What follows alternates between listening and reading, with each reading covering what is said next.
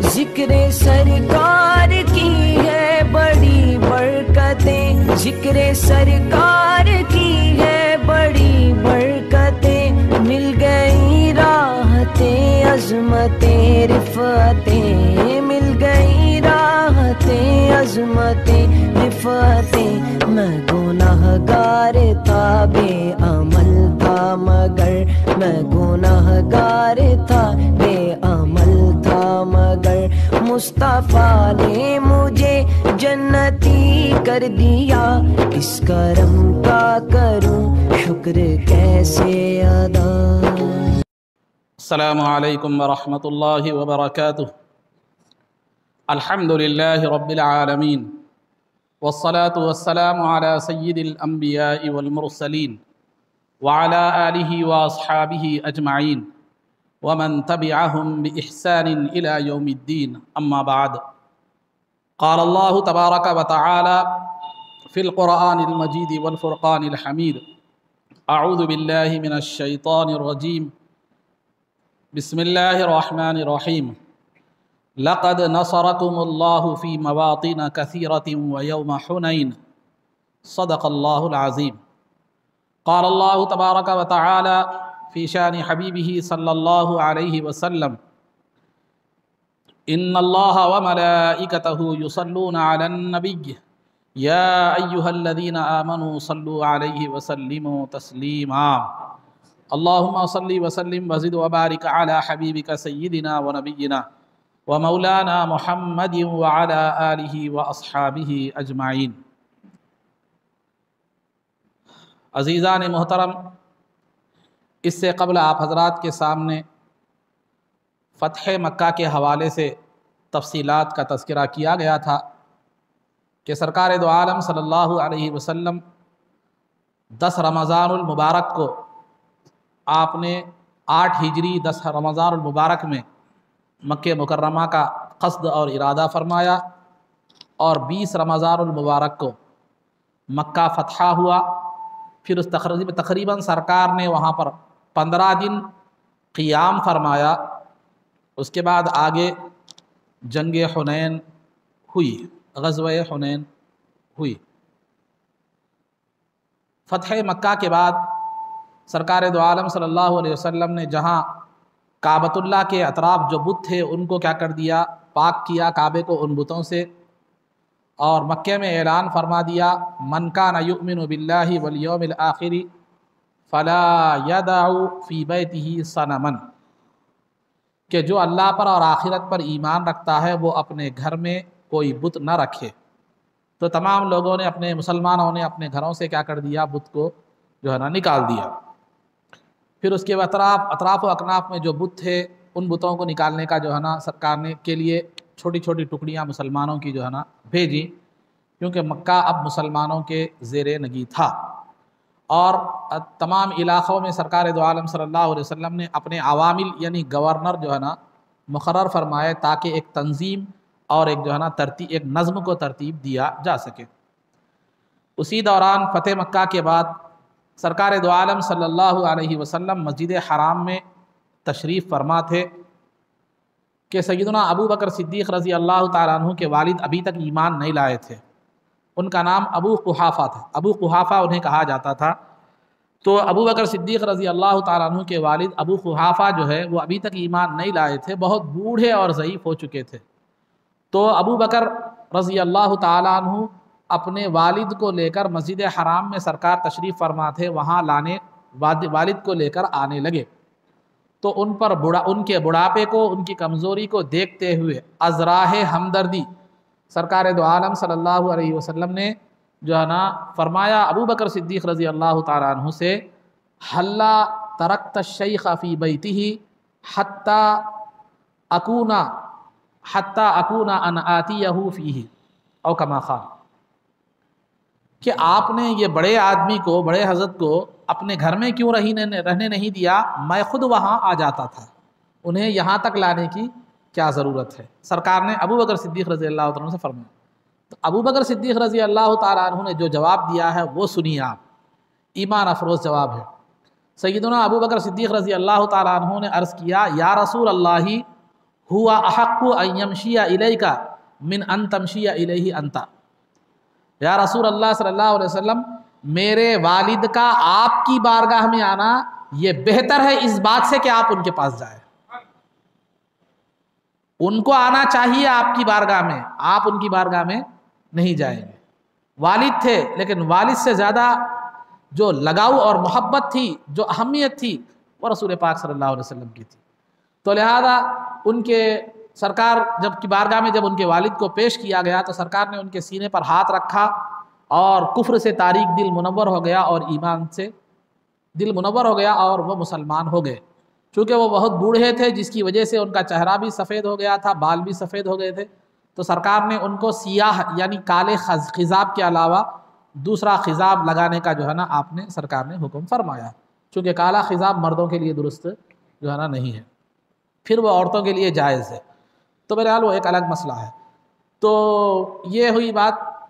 तो उसके बाद जब यह मक्का फ़तह हो गया, तमाम अरब के जो कबीले थे वो सरकार के ताबे हो गए और सरकार के मातहत आ गए, सिवाय दो कबीलों के, एक कबीला हवाज़िन और एक कबीला सक़ीफ़। कबीला हवाज़िन, कबीला सक़ीफ़, ये अरब में बड़े जंगजू कबीले थे, बड़े बहादुर और पहलवान किस्म के कबीले थे और बड़े माहिर तीरंदाज थे। उनको अपनी ताकत पर बहुत ज़्यादा जो है ना भरोसा था। जब जो है मक्का फ़तह हो गया तो उन लोगों ने जो है ना ये कहा कि ये अरब के दीगर क़बाइल ना तजुर्बेकार, जंग का तजुर्बा ना रखने वाले और बुज़दिल किस्म के लोग थे, वो क्या हो गए, ताबे हो गए मोहम्मद सल्लल्लाहु अलैहि वसल्लम के। हम ऐसे ही ताबे होने वाले नहीं हैं। और उनको सरकार से बहुत बड़ा बुग़्ज़ और हसद भी था। तो उनको अंदेशा हुआ कि मक्का फ़तह होने के बाद सरकार दो आलम सल्लल्लाहु अलैहि वसल्लम उन पर हमला करेंगे। इस अंदेशे के पेश नज़र कबीला हवाज़िन के सरदार और कबीला सक़ीफ़ के सरदार दोनों ने मिलकर 20,000 लोगों का लश्कर तैयार किया। 20,000 जंगजुओं का लश्कर क्या किया, तैयार किया। और उसका कमांडर, उसकी कमांडिंग कौन कर रहा था, कबीला हवाज़िन का जो सरदार जिसका नाम मालिक बिन औफ था, वो उसकी कमांडिंग कर रहा था। और उन्होंने जो है एक तजुर्बेकार बूढ़ा भी था, जंग का तजुर्बा, ज़िंदगी का तजुर्बा लगने वाला, लेकिन वो अपनी उम्र के आखिरी हिस्से में था। वो उसको उठने बैठने चलने फिरने नहीं आता था, हमेशा लेटा हुआ ही रहता था, कोई हिस्सो हरकत उसके अंदर नहीं थी, लेकिन बड़ा माहिर और तजुर्बेकार था। तो उसके तजुर्बे से इस्तेफादे के लिए उन्होंने उस बूढ़े को भी साथ ले लिया, उसको चारपाई पर डालकर उठाकर ले जाने लगे। उस बूढ़े का नाम था दुरैद बिन सिम्मा, दाल से, दुरैद बिन सिम्मा साद से, तो उसका नाम था दुरैद बिन सिम्मा। रिवायतों में आता है कि वो तकरीबन 120 साल की उम्र पाया, एक रिवायत में 160 का भी तस्करा है। तो बहरहाल खुलासा गुफ्तगू ये है कि ये अपना 20,000 का लश्कर लेकर इस अंदेशे से कि सरकार इन पर हमला करेंगे, ये तशर की तैयारी करने लगे। ये जो कबीला हवाज़िन और कबीला सक़ीफ़ जिस मुकाम पर रहते थे, वहाँ एक कुआं था, उसका नाम हुनैन था। हुनैन, उस कुएं की वजह से उस आबादी को भी हुनैन कहा, उस मुकाम को भी हुनैन कहा जाता था। तो ये कबीला हवाज़िन और सक़ीफ़ के कबीले वहाँ पर आबाद थे, वो हुनैन के मुकाम पर आबाद थे। और इनसे करीब में एक वादी थी, उसको वादी औतास कहा जाता है। फिर इससे करीब ताइफ का मुकाम भी था, जो मशहूर है ताइफ, जिस तबलीग के लिए सरकार गए थे, साबिक़ में मैंने अर्ज़ किया है। तो मुकाम ताइफ भी इससे करीब था। तो इस वजह से इस जंग को ग़ज़वा हुनैन भी कहा जाता है और ग़ज़वा ताइफ भी कहा जाता है और ग़ज़वा औतास भी कहा जाता है, क्योंकि कबीला हवाज़िन से भी जंग हुई थी, तो ग़ज़वा हवाज़िन भी जो है इसको कहा जाता है। मगर पूरों का एक ही जंग के कई नाम हैं। ग़ज़वा इसलिए कहते हैं कि सरकार उसमें शरीक थे। तो ग़ज़वा हुनैन हो कहिए आप, ग़ज़वा औतास कहिए, ग़ज़वा ताइफ कहिए, ग़ज़वा हवाज़िन उतना ज़्यादा मशहूर नहीं है मगर है वो भी। तो लिहाजा ये तमाम नाम एक ही जंग के हैं। तो सरकार दो आलम सल्लल्लाहु अलैहि वसल्लम को जब इत्तला मिली कि कुफ़ार ने, कबीले सक़ीफ़ और हवाज़िन के लोगों ने जो है 20,000 का लश्कर तैयार कर लिया है और वो निकल चुके हैं, تو سرکار دو عالم صلی اللہ علیہ وسلم نے تحقیق حال کے لیے ایک قاصد کو بھیجا، ایک جو ہے نا حالت دریافت دیکھنے کے لیے. تو صاحب گئے، عبداللہ ان کا نام تھا. وہ گئے، جا کر جو ہے نا انہوں نے 2 دن وہاں پر رہ کر سارے حالات سرکار کو آ کر سنائے کہ یا رسول اللہ یقیناً وہ جنگ کی تیاری کر رہے ہیں. تو سرکار دو عالم صلی اللہ علیہ، وہ لوگ ادھر سے 20,000 کا لشکر لے کر، ساتھ میں وہ بوڑھے درید بن سمہ کو لے کر کیا ہے معلوم ہے وہ لوگ نکلے حنین کے مقام سے. جب وہ لوگ وہ مالک بن عوف جو سردار تھا، جو کمانڈنگ کر رہا تھا، اس نے تمام فوجیوں کو حکم دیا تھا کہ اپنی بیویاں، بچے، عورتیں، بکری، اونٹ، ساز و سامان جو بھی ہے وہ سب ساتھ لے کر کیا کریں اس جنگ میں چلے. فوجیوں کو اس نے حکم دیا تھا. کیوں؟ کیونکہ جب جنگ میں سب ساتھ رہیں گے تو میدان جنگ چھوڑ کر فوجی نہیں بھاگ سکتا. کم از کم بچے اور عورتوں کو بچانے واسطے تو بھی کیا کرنا پڑتا ہے، اس کو رکنا پڑتا ہے. تو لہذا اس جنگ سے واپس نہ ہو، فوجی اس جنگ سے پھر واپس نہ ہو، جنگ سے نہ بھاگیں، اس تدبیر کے تحت اس نے بچوں اور عورتوں سب کو لینے کا حکم دیا تھا. تو بہرحال اس بات کا، یعنی لشکر کے ساتھ بچے، بکریاں، اونٹ، ساز و سامان ہیں، اس بات کی اطلاع درید بن سمہ نامی بوڑھے کو نہیں تھی. جب یہ لوگ وادی اوتاس میں پہنچے تو بوڑھے نے پوچھا یہ کون سا مقام ہے؟ حالانکہ وہ چارپائی پہ تھا. وہ پوچھا یہ کون سا مقام ہے؟ بڑا ماہر تجربے کار تھا. تو یہ کون سا مقام ہے؟ تو لوگوں نے کہا وادی اوتاس ہے. تو بوڑھے نے کہا یہ مقام جنگ کے لیے بہت زیادہ مناسب ہے، کیونکہ یہاں کی زمین نہ زیادہ سخت ہے نہ زیادہ نرم ہے. تو لہذا ان لوگوں نے اسی مقام پر جنگ کا ارادہ کیا. لیکن بوڑھے نے پھر بچوں کی، بکریوں وغیرہ جانوروں کی آواز سنی تو پوچھا کہ یہ بکریوں کی آوازیں، یہ بچوں عورتوں کی آوازیں کی ہیں؟ تو فوجیوں نے، لشکر کے لوگوں نے کہا کہ مالک بن عوف جو کمانڈر ہے اس نے ہم کو یہ سب چیزیں ساتھ لے کر چلنے کے لیے کہا ہے. تو جو ہے نا اس درید بن سمہ نے کہا کہ بھلا ہو، ہلاک ہو مالک بن عوف کہ یہ سب چیزوں کو مت لے کر جاؤ، کیونکہ ان کو چھوڑ کر جاؤ. جنگ میں صرف کام آنے والی تلوار اور تیر ہے، ہتھیار ہوتا ہے، صرف ہتھیار لے کر چلو. اگر دشمن پر ہم غالب آ جائے تو پھر یہ چیزوں کو ہم جہاں پر چھوڑے تھے وہاں سے لے کر واپس چلے جا سکتے ہیں. لیکن اگر دشمن ہم پر غالب آ گیا تو پھر جو ہے وہ چیزیں، ہمارے بچے، عورتیں، ساز و سامان سب دشمن کے ہاتھ میں جو ہے نا چلے جائیں گے. لہذا یہ سب چیزوں کو لے کر جانا یہ مصلحت خلاف مصلحت ہے. تو فوجیوں کے خیالات بدلنے لگے. تو وہ لوگ جو ہے نا اور رائے بدلنے لگی. تو مالک بن عوف نے جو ہے نا کہا کہ دیکھو اگر تم عورتوں اور بچوں کو ساتھ لے کر نہیں چلو گے تو میں خودکشی کر کے مر جاؤں گا، میں تمہارا ساتھ نہیں آؤں گا. تو فوجیوں نے دیکھا اگر ان خودکشی کر لیا، یہ نوجوان ہے، جاہل ہے، یہ کمانڈنگ کر رہا ہے، اگر ان خودکشی کر لیا تو وہ بوڑھا جو مشورہ دے رہا ہے وہ تو اٹھنے کے قابل بھی نہیں ہے، پھر ہمارا کمانڈر کون ہوگا؟ لہذا مجبوراً انہوں نے بوڑھے کی بات کو نظر انداز کر دیا، مالک بن عوف کی بات کو جو ہے نا مان لیا. الغرض سب ساتھ لینے کی بات طے ہوئی. اس کے بعد ایک درہ، ایک تنگ زمین، ایک تنگ علاقہ، ایک تنگ راستہ تھا، وہاں پر ان لوگوں نے پہلے سے ہی تیر انداز اور 20,000 کے لشکر کو چھپا دیا تھا. گھات میں تھا وہ لشکر. اور مالک بن عوف نے حکم دے دیا تھا کہ اپنے تلواروں کی میان بھی توڑ دو، یعنی تلوار جس میں رکھی جاتی ہے، کیس جس کو ہم کہہ سکتے ہیں، اس کو بھی توڑ دو. مطلب یہ تھا کہ تلوار نیام میں واپس جانا ہی نہیں ہے، لڑنا ہے، مرنا ہے. تو لہذا ادھر مسلمانوں کا لشکر 12,000 کے لشکر کے ساتھ کیا کیے مسلمان نکلے.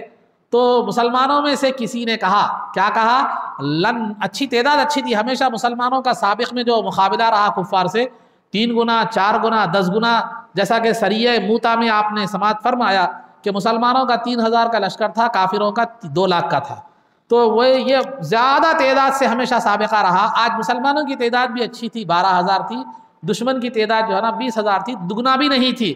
تو مسلمانوں کے لیے دشمن کی یہ تعداد معمولی کیا ہو رہی تھی؟ معلوم ہو رہی تھی. اپنی تعداد کثرت ہے، اپنی تعداد کی کثرت کا گمان مسلمانوں کو ہو رہا تھا.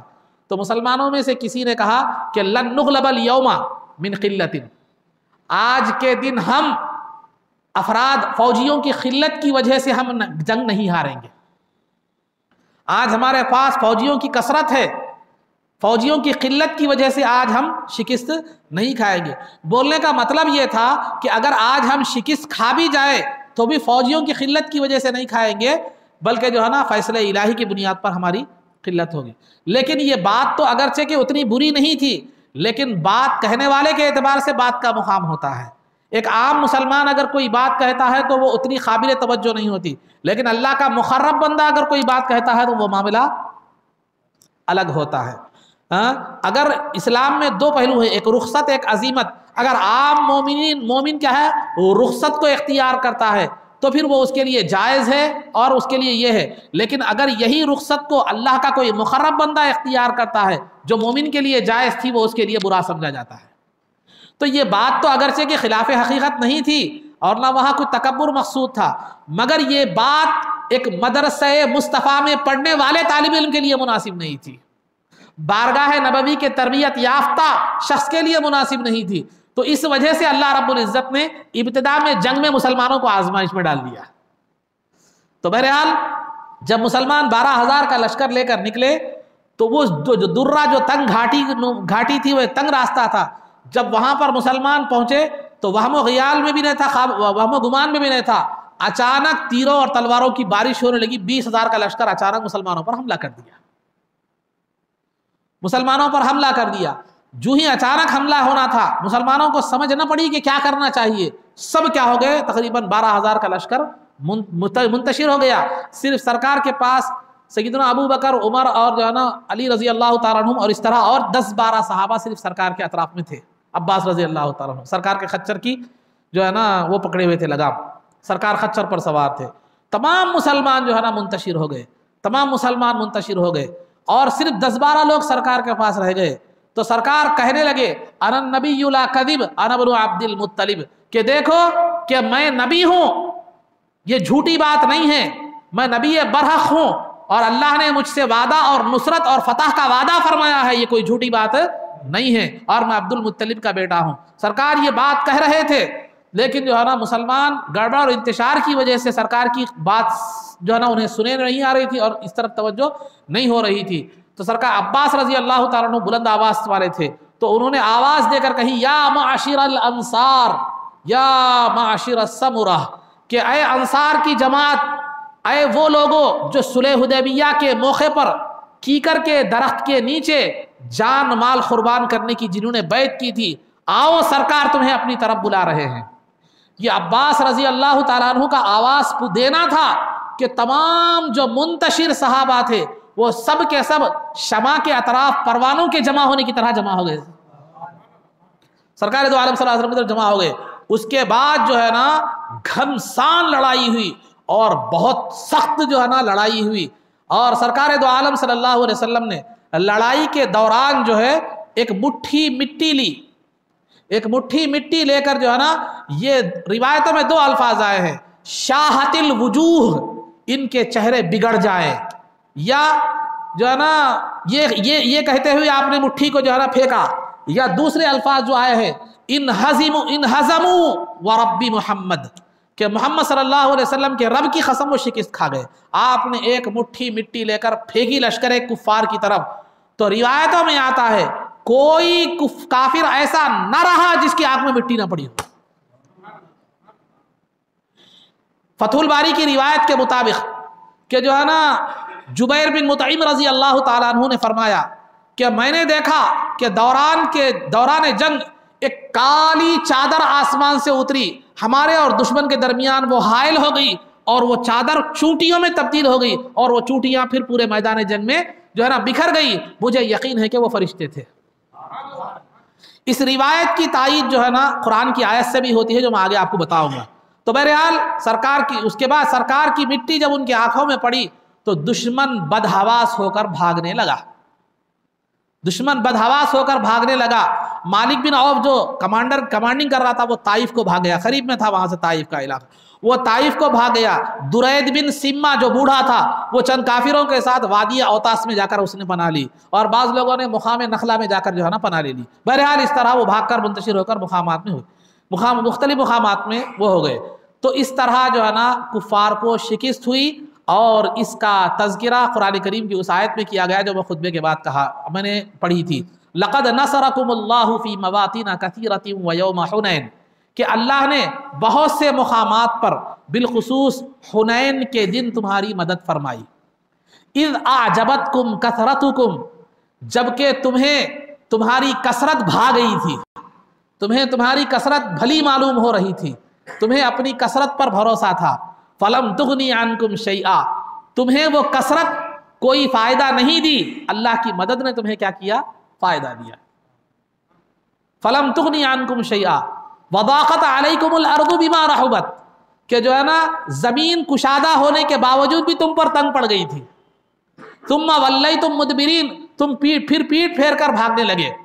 ثم انزل اللہ سکینتہ علی رسولہ وعلی المؤمنین، کہ پھر اللہ نے سکون کو، اطمینان کو رسول کے دل میں اور صلی اللہ علیہ وسلم اور مومنین کے دل میں ڈال دیا. وانزل جنودا لم تروها، اور تم پر ایک ایسے لشکر کو اتارا جس کو تم نے نہیں دیکھا. جو جبیر بن مطعم فرما رہے تھے چونٹیوں کی شکل میں اترے پھر فرشتے تھے وہ. وانزل جنودا لم تروها، تو یہ اس کے بعد اللہ رب العزت نے کافروں کو کیا کر دیا؟ نیست و نابود کر دیا. تو بہرحال جو ہے نا وعذب الذین کفروا، اور کافروں کو اللہ نے عذاب میں مبتلا کیا. وذالک جزاء الکافرین، اور وہ کافروں کا بدلہ تھا. تو بہرحال کافر ہار گئے، اور مال غنیمت میں مسلمانوں کو تقریباً 6000 افراد، لوگ، عورتیں، بچے وغیرہ جو بھی ہے، مرد جو بھی، 6000 افراد مال غنیمت کے طور، اور 24000 اونٹ، 40000 بکریاں، 4000 اوقیے سونا، جو چاندی، 4000 اوقیے چاندی. اوقیہ مطلب ایک پیمانہ ہوتا ہے جیسے تولہ ہمارے پاس ہوتا ہے، تو وہ تقریباً ایک اوقیہ 86 گرام کا ہوتا ہے. ایک اوقیہ تقریباً 85 سے 86 گرام کا ایک اوقیہ ہوتا ہے، ایک اوقیہ. ویسے 4000 اوقیے چاندی مال غنیمت کے طور پر مسلمانوں کو ملا. 6000 افراد، 24000 اونٹ، 40000 بکریاں، 4000 اوقیے چاندی. تو سرکار نے سارا مال غنیمت جعرانہ کے مقام میں جمع فرما دیا. ایک مقام ہے جعرانہ، تو وہ جعرانہ کے مقام میں سرکار نے اس مال غنیمت کو جو ہے نا جمع فرما دیا. اس کے بعد جو ہے نا آپ نے 10 دن تک انتظار فرمایا، 10 دن تک جو ہے نا انتظار فرمایا کہ قبیلہ حوازن وغیرہ کے جو لوگ بھاگ گئے ہیں وہ آئیں گے، آ کر اپنے لوگوں کو چھڑا لے جائیں گے، یا کوئی بھی صلح صفائی کی بات ہوگی تو ٹھیک ہے انتظار. سرکار نے 10 دن تک انتظار فرمایا.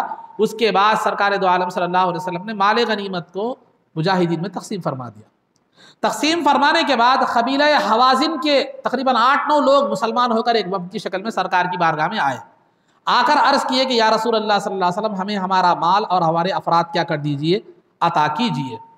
تو سرکار دو عالم صلی اللہ علیہ وسلم نے فرمایا دیکھو میں نے 10 دن تمہارا انتظار کیا، اس کے بعد میں نے مال غنیمت کو تقسیم کر دیا. اب وہ مجاہدین کا حق ہے، میں پھر ان سے حق نہیں لے سکتا، ان کا حق میں ان سے جو ہے نا نہیں لے سکتا.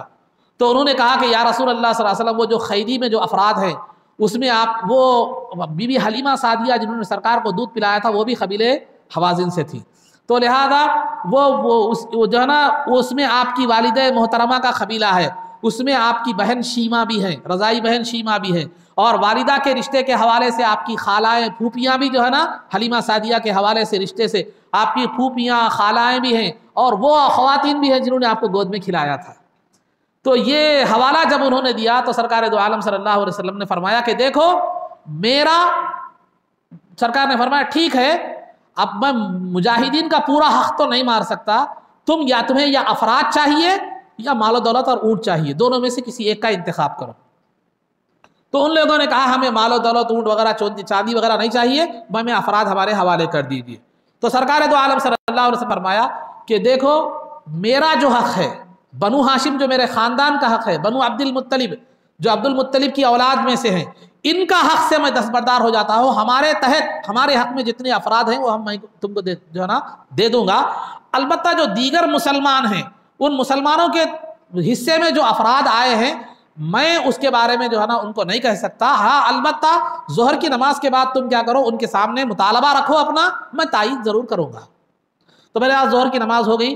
ہونے کے بعد سرکار دو عالم صلی اللہ علیہ وسلم نے جو ہے نا ان لوگوں نے ظہر کے بعد وہ جو آئے تھے قبیلہ حوازن کے لوگوں نے جو ہے نا ایک بہترین انداز میں تقریر کی، مطالبہ کیا، اپنے افراد کو چھوڑنے کا مسلمانوں کے سامنے مطالبہ کیا، تو سرکار دو عالم صلی اللہ علیہ وسلم نے فرمایا کہ خطبہ دیا اور فرمایا کہ دیکھو میں نے اپنا اور اپنے خاندان کا حق میں نے ان کو دے دیا ہے، اگر تم چاہو تو بطیب خاطر خوشی سے اگر ان کے افراد جو تمہارے حصے میں آئے ہیں انہیں دے سکتے ہو، یا اگر تمہیں کوئی معاوضہ مطلوب ہے تو فی الوقت تو وہ افراد دے دو، میں تمہارا معاوضہ بعد میں ادا کروں گا۔ یہ سننا تھا، تمام صحابہ نے ایک زبان ہو کر کہا کہ یا رسول اللہ ہم بغیر معاوضے کے خوش دلی کے ساتھ ان افراد کو حوالے کر دیں۔ اس طرح سرکار دو عالم صلی اللہ علیہ وسلم نے تمام افراد جو 6000 قید ہو کر آئے تھے وہ ان کے حوالے جو ہے نا کر دیے گئے۔ اس کے بعد سرکار دو عالم صلی اللہ علیہ وسلم نے ابو موسیٰ اشعری رضی اللہ تعالیٰ عنہ ایک صحابی رسول ہیں، ان کے چچا ابو عامر اشعری، ان کو جو ہے نا ان کی کمانڈنگ میں ابو موسیٰ اشعری کو رضی اللہ تعالیٰ عنہ کو اور چند صحابہ کو وادی اوتاس میں بھیجا، جہاں درید بن سمہ چند جو ہے نا کافروں کے ساتھ چھپا ہوا تھا۔ تو آپ گئے، وہاں جنگ ہوئی اور ایک کافر نے آپ کے گھٹنے میں تیر مارا ابو عامر اشعری کی، تو آپ شہید ہو گئے، اور ابو موسیٰ اشعری رضی اللہ تعالیٰ عنہ نے اسلام کا جھنڈا اٹھایا، پھر وہاں فتح نصیب ہوئی اور درید بن سمہ جو بوڑھا تھا وہ مارا گیا۔ اس کے بعد سرکار دو عالم صلی اللہ علیہ وسلم طائف کی طرف آپ روانہ ہو گئے، کیونکہ وہاں پر جو ہے نا مالک بن عوف جو قبیلہ حوازن کا سردار تھا، جو کمانڈنگ کر رہا تھا اس جنگ کی، وہ کئی سالوں کا اناج لے کر اپنے لوگوں کے ساتھ جا کر قلعے میں چھپ گیا تھا، جو ہے نا چھپ گیا تھا۔ سرکار طائف کی طرف جانے لگے، اور جو ہے نا طفیل بن عمرو دوسی ایک صحابی رسول ہیں جو ان کا واقعہ میں نے ممکن ہے وہ ایک لکڑی کے بت کا سنایا تھا میں نے آپ کو سابق میں، تو وہ طفیل بن عمرو دوسی کو اور چند مسلمانوں کو ایک وہاں پر ایک ذوالکفین نامی بت تھا، اس کو توڑنے کے لیے سرکار نے بھیجا تھا۔ وہ وہاں پر گئے، 3-4 دن کے بعد پھر آ کر طائف میں سرکار سے ملے۔ وہ آتے وقت 2 چیزیں لائے، وہ ایک منجیق، ایک دبابہ۔ منجیق یعنی پتھر پھینکنے کی مشین ہوتی ہے، دبابہ یعنی یہ ٹینکر جو جنگ میں استعمال ہوتے ہیں، آپ دیکھتے ہیں لوگ اندر بیٹھ کر چلاتے ہیں، مگر وہ اس انداز کا نہیں تھا، یہ ترقی یافتہ صورت ہے، وہ زمانے کی جو بھی تھی وہ۔ تو بہرحال یہ وہ 2 لے کر، ایک منجیق ایک دبابہ لے کر وہ 3-4 دن کے بعد طائف میں آ گئے۔ جب سرکار طائف کو پہنچے تو وہاں پر وہ قلعے میں مالک بن عوف مقید ہو چکا تھا، کئی تیر انداز اس کے اندر اس کے لوگ موجود تھے۔ سرکار نے قلعے کا محاصرہ کر لیا۔ محاصرہ کرنے کے بعد جو ہے نا منجیقیں پھینکی گئی۔ منجیق یعنی ایک مشین کے ذریعے سے، جیسے توپ ہوتا ہے نا، توپ خاں، ویسی منجیق کیا ہے معلوم، پتھر اس سے پھینکے گئے تو ادھر سے جو ہے نا فصیل پر انہوں نے تیر اندازوں کو متعین کیا تھا، تو وہاں سے تیر انداز، ماہر تیر انداز جیسے کہ میں نے عرض کیا ہے اس قبیلے میں تھے، تو انہوں نے تیر اندازوں کو جو ہے نا تیر چلائے، تو 12 مسلمان شہید ہو گئے اور کئی مسلمان زخمی ہو گئے۔ پھر اس کے بعد دبابے میں بیٹھ کر چند صحابہ قلعے کے قریب گئے تاکہ اس کو توڑ دیا جائے دیوار کو، لیکن انہوں نے گرم سلاخیں اوپر سے پھینکنے لگے، تو لہذا وہ ممکن نہ ہو سکا، واپس آ گئے۔ محاصرہ جاری رہا۔ سرکار نے وہ درختوں کو، باغات کو کاٹنے کا حکم دیا تاکہ ان کو رصد فراہم جو ہے نہ ہو سکے۔ تو ان لوگوں نے جو ہے نا خالد بن ولید رضی اللہ تعالیٰ عنہ نے ان سے کہا کہ یہ قلعے میں چھپ کر کیا لڑ رہے ہو، آؤ آمنا سامنا کرو۔ تو ان لوگوں نے کہا ہم نے کئی سال کا اناج جمع کر لیا ہے، اناج ختم ہونے کے بعد اتریں گے۔ سرکار نے باغات کو کاٹنے کا حکم دیا، تو ان لوگوں نے اللہ کا اور خرابت داروں کا، آپ کے رشتہ داروں کا واسطہ دے کر کہا کہ مت کاٹیے، تو سرکار نے اس کو ترک کر دیا۔ دوران محاصرہ سرکار نے ایک خواب دیکھا کہ آپ کے سامنے ایک دودھ کا پیالہ پیش کیا گیا ہے، اچانک ایک مرغ آیا، اس میں ٹھونک مارا، پیالہ گرا دیا۔ سرکار نے اس خواب کا تذکرہ سیدنا ابو بکر صدیق رضی اللہ تعالیٰ عنہ کے پاس سامنے کیا، تو سیدنا ابو بکر صدیق رضی اللہ تعالیٰ عنہ نے عرض کیا کہ یا رسول اللہ کیا کریں، اب محاصرہ رکھیں یا چلے جائیں؟ تو سیدنا ابو بکر صدیق رضی اللہ تعالیٰ نے عرض کیا کہ یا رسول اللہ لومڑی اپنی بل میں ہے، انتظار کریں تو مل جائے گی، انتظار نہ کریں واپس بھی چلے جائے تو ہمیں کوئی نقصان ہونے والا نہیں ہے۔ پھر عمر فاروق رضی اللہ تعالیٰ عنہ نے جو ہے نا آ کر کہا کہ یا رسول اللہ ان کے لیے بد دعا فرمائیے، تو سرکار نے فرمایا مجھے ان کو بد دعا کرنے کا حکم نہیں ہے۔ تو سرکار دو عالم صلی اللہ علیہ وسلم وہاں سے واپس ہو گئے، جاتے جاتے آپ نے دعا فرمائی اللہم اہدی ثقیفا وأتی بہم، کہ اے اللہ قبیلہ ثقیف کو ہدایت دے اور ان کو مسلمان بنا کر میرے پاس بھیج۔ چنانچہ سرکار کی یہ دعا مقبول ہوئی، بعد میں وہ سب کے سب مسلمان ہو کر سرکار کی بارگاہ میں حاضر ہوئے، بغیر لڑائی کے وہ قلعہ کیا ہو گیا، فتح ہو گیا۔ تو سرکار دو عالم صلی اللہ علیہ وسلم وہاں سے واپس ہو گئے۔ پھر جعرانہ کا مقام جہاں پر مال غنیمت پہلے جمع کیا تھا، وہاں پر سرکار تشریف لائے۔ پھر 18 ذوالقعدہ کو سرکار دو عالم صلی اللہ علیہ وسلم شب میں وہاں سے جو ہے مکہ مکرمہ کو گئے عمرے کے ارادے سے، اس کو عمرہ جعرانہ کہا جاتا ہے تاریخ میں، سیرت کی اصطلاح میں۔ تو جعرانہ کے مقام سے سرکار پھر مکہ مکرمہ کو تشریف لے گئے، اس کے بعد وہاں جا کر سرکار نے عمرہ فرمایا اور کعبۃ اللہ کے دروازے پر کھڑے ہو کر آپ نے خطبہ دیا، اور جو جنگ خیبر کے بعد، فتح خیبر کے بعد جو متعہ حرام قرار دیا گیا تھا، سرکار نے پھر اس کا اعلان فرمایا کہ متعہ حرام ہے، متعہ حرام ہے۔ تو سرکار کا یہ اعلان رات کے وقت میں آپ نے اعلان فرمایا تھا، بعض لوگ سنے تھے، بعض لوگ نہیں سنے تھے، تو لہذا جو نہیں سنے بعد میں کیا ہے معلوم ہے وہ متعہ کر بیٹھے۔ تو سرکار نے جنگ تبوک کے وقت بھی اعلان فرمایا، آگے آ رہا جنگ تبوک 9 ہجری میں، تو لہذا وہاں پر بھی سرکار نے اعلان فرمایا کہ متعہ حرام ہے۔ اس وقت بھی چند لوگوں نے نہیں سنا تھا، بعد میں پھر وہ جو ہے نا متعہ کر بیٹھے۔ عمر فاروق رضی اللہ تعالیٰ عنہ کا دور خلافت آیا تو اس میں بھی جو لوگ نہیں سنے تھے، جنہیں علم نہیں تھا متعہ کا، انہوں نے متعہ کر بیٹھا۔ تو عمر فاروق رضی اللہ تعالیٰ عنہ نے سختی سے اعلان فرما دیا کہ سرکار نے فتح خیبر کے موقع پر متعہ کو حرام قرار دیا تھا، لیکن لا علمی کی بنیاد پر لوگ کرتے رہے اور سرکار نے ان سے کوئی مواخذہ نہیں فرمایا لا علمی کی بنیاد پر ہونے کی وجہ سے۔ آج میں سختی سے متعہ کے حرام ہونے کا اعلان کرتا ہوں، اور آج کے بعد اگر کوئی بھی متعہ کرے گا تو میں جو ہے اس کو زنا کی سزا اس کو جاری کروں گا۔